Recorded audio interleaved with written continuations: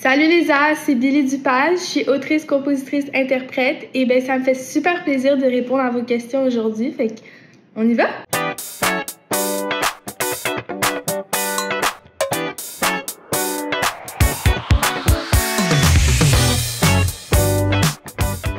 Salut les As!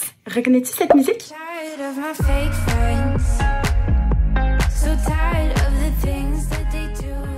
La chanson Fake Friend de la jeune autrice-compositrice-interprète Billy Dupage. Savais-tu qu'en un an seulement, Billy s'est taillé une merveilleuse place dans le monde de la musique québécoise? Elle cumule même 3 nominations au Gala de la Disque cette année. Aujourd'hui, elle a répondu à vos questions. C'est parti! La première question a été posée par Tokoloka et elle demande « Est-ce que ça t'est déjà arrivé d'avoir des fake friends ou des faux amis? Et est-ce que tu as des trucs pour surmonter ça? » Salut Tokoloka! Oui, j'ai déjà eu des faux amis parce que moi, toutes mes chansons, elles partent d'expériences ou d'émotions vécues. Donc, c'est sûr que j'en ai déjà eu, surtout au secondaire et au cégep. Moi, j'ai toujours été la fille qui avait du mal à fitter dans la gang ou à se faire des amis. J'avais cette peur de ne pas me faire d'amis. Et puis, écrire cette chanson, ça m'a vraiment libérée. Ça m'a permis d'être moi-même autour des gens avec qui je me permettais pas d'être moi-même et ça m'a permis de trouver finalement mes vrais amis. Et moi, j'essaie toujours de sortir le positif du négatif. C'est comme un peu ma mentalité. Donc, je me dis que en ayant eu des faux amis, ça me permet maintenant de savoir repérer qui sont les amis avec qui qui sont les amis que je veux côtoyer, qui sont les gens qui me veulent du bien. Et de tasser ces faux amis-là de ma vie.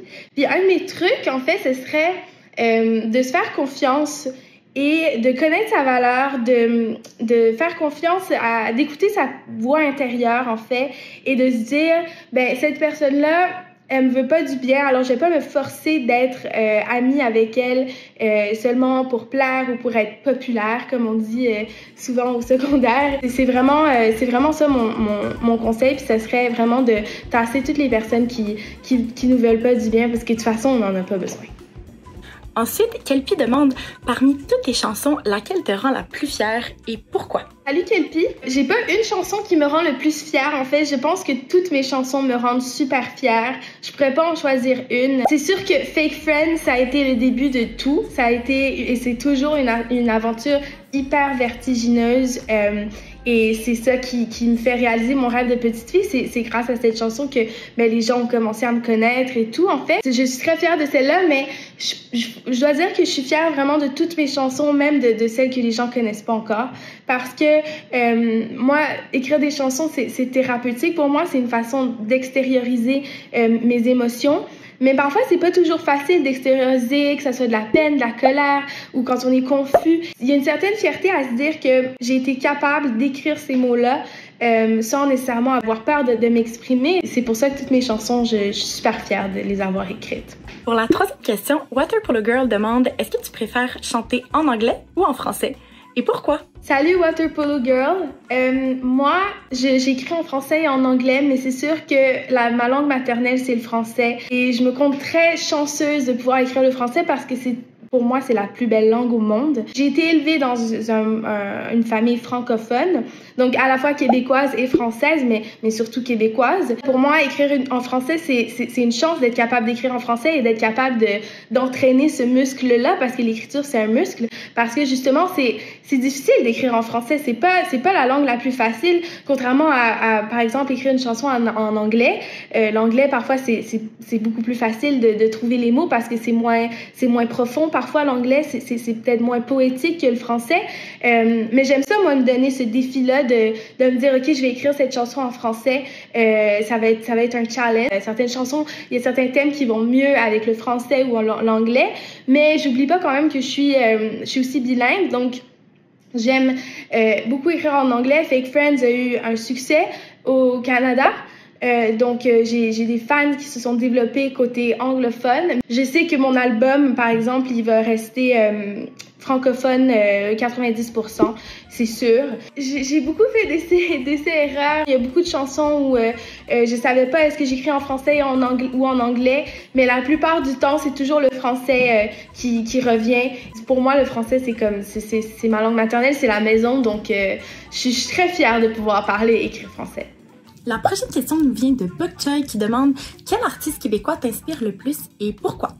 Salut Bok Choy! C'est dur de répondre à cette question parce que moi, je m'inspire de tout. Je m'inspire énormément d'artistes et de genres musicaux parce que si j'écoute qu'un genre musical ou un artiste, par exemple, je pourrais pas écrire parce que c'est en écoutant plein de choses que je me nourris et que je prends, par exemple, un aspect du rock, par exemple, ou un aspect de la pop et un aspect de tel artiste et tout, que je regroupe ça ensemble et que j'en fais mon style musical. Donc, moi, j'écoute plein de trucs, mais j'ai quand même des artistes québécois. Je vais t'en nommer quelques-uns parce que les artistes québécois, c'est des artistes que j'écoute énormément. Ça inclut Daniel Bélanger, que j'adore, que ce soit ses anciennes chansons ou même son nouvel album, que je trouve qu'il va visiter plein de trucs un peu électro, vraiment nouveaux. Évidemment, Cœur de pirate, j'ai eu la chance de faire ses premières parties. Dans mes débuts, c'est elle qui m'a donné mes premières chances sur la scène. J'étais hyper fan d'elle. Moi, j'étais fangirl de Cœur de pirate. Là, avant, je le suis toujours. C'était drôle qu'elle me demande de faire ses premières parties. Moi, j'aime beaucoup les Cowboys Fringants. Je trouve qu'ils ont des chansons vraiment légendaires. Ils écrivent super bien. Et j'ai eu la chance de connaître Pierre Lapointe, qui est un artiste qui a une plume incroyable. Il écrit avec une certaine finesse et parfois je vais le voir parce que j'ai besoin de certains conseils. Donc je me compte vraiment chanceuse pour ça. J'ai eu la chance de rencontrer Luce Dufaux dernièrement sur un plateau de télé qui avait plein de belles choses à me dire. Je trouve que ses chansons, déjà elle a une voix, cette femme-là, incroyable. C'est une interprète comme Isabelle Boulay. D'ailleurs, ce sont deux interprètes vraiment extraordinaires. Charlotte Cardin aussi étant, je pense qu'on peut pas passer à côté de Charlotte Cardin. Et puis j'ai eu la chance aussi de faire la première partie de Marie-Mé cet été en festival. Et c'est une fille qui est très généreuse. Elle donne énormément à la nouvelle génération. Et donc moi, je lui posais des questions sur son processus créatif, sur son écriture, et elle me donnait énormément de conseils. Elle me félicitait aussi, puis elle me prenait vraiment sous son aile. Donc tous ces artistes québécois que je viens de nommer, non seulement ils font de la musique incroyable, puis c'est des artistes qui ont marqué le Québec avec leur musique et je m'en inspire énormément, mais la plupart de ces artistes que j'ai eu la chance de rencontrer, c'est des artistes qui sont hyper généreux et qui en donnent énormément dans leur musique pour le public. Donc voilà, j'espère que ça répond à ta question. Finalement, Avery Anna demande, est-ce que ça t'est déjà arrivé d'écrire une chanson quand tu te sentais triste et est-ce que ça t'a aidé à te sentir mieux? Salut Avery Anna! Oui, bien sûr, j'ai déjà écrit de multiples chansons quand j'étais triste.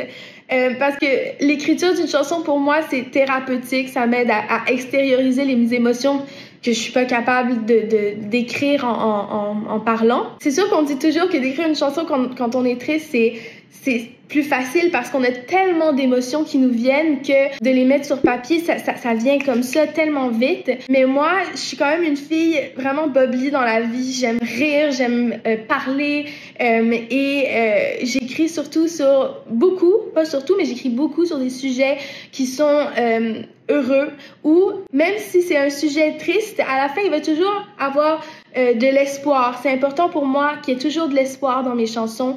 Mais c'est sûr que des ruptures amoureuses, par exemple, je pense à une rupture amoureuse que j'ai eue au cégep et c'est ma chanson Si près si loin qui parle de cette rupture amoureuse-là et cette chanson, elle m'a permis c'est une thérapie, ça m'a permis, je pense que j'ai écrit cette chanson en 1 heure, le premier brouillon, parce que j'avais tellement de choses à dire.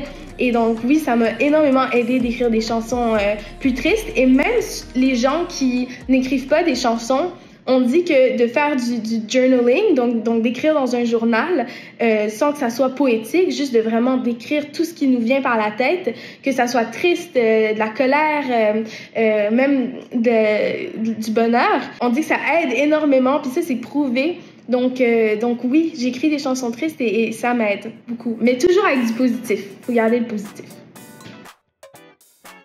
Voilà les As, ça m'a fait vraiment plaisir de répondre à vos questions. J'espère que ça vous a inspiré. Et puis, j'espère pouvoir répondre à d'autres questions super bientôt. Bonne journée! Je sais pas si fallait que je dise bonne journée.